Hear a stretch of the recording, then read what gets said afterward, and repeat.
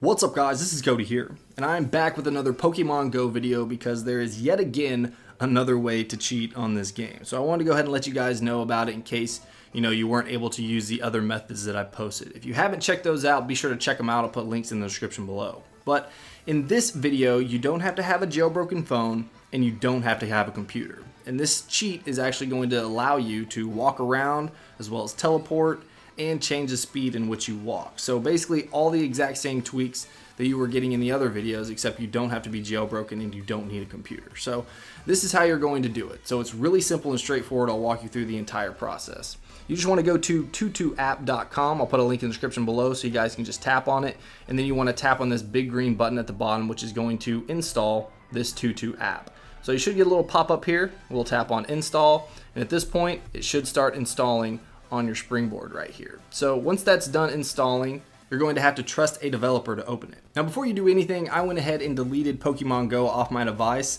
I don't know if that's 100% necessary, but I went ahead and did it. So if you do run into issues, try that option as well.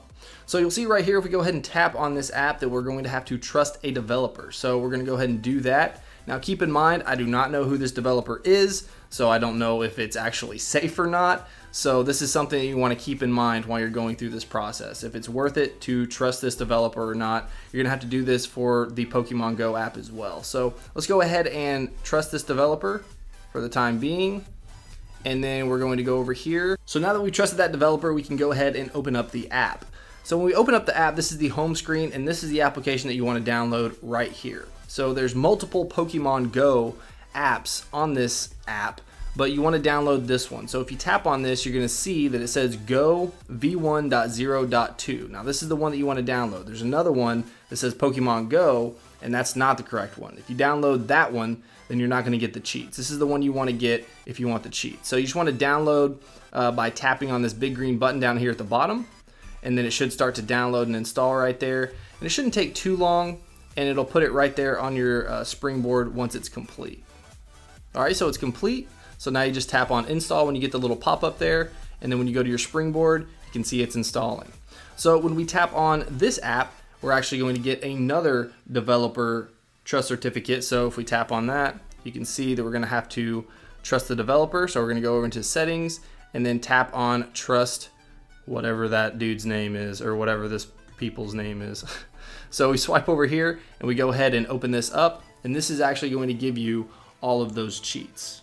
So I'm going to allow it to use my location, and you'll see the cheats right up here in the top left hand corner already before we even log in. So I had to close out of the application and then open it back up, and now it's working. So it just kind of froze there at the beginning when I opened it up. So now we're just going to put in our information and then we'll sign in.